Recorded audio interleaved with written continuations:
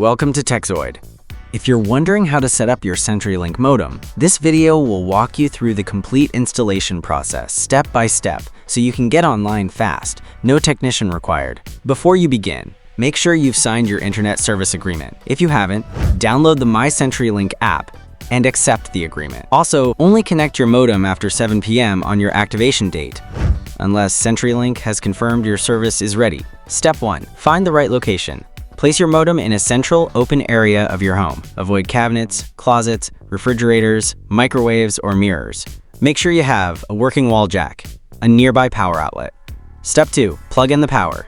Connect the power adapter to the modem. Plug it into the wall outlet. The front light will begin flashing. That means it's starting up. Step 3. Connect the internet cable.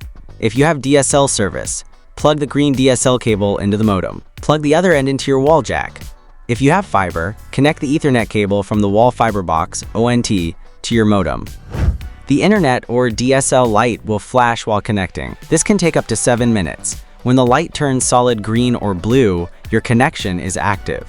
Step 4. Set up Wi-Fi. Download the My CenturyLink app. Follow the prompts to set your Wi-Fi name, create a secure password, connect your devices. You can also connect using the Wi-Fi name and password printed on the modem sticker.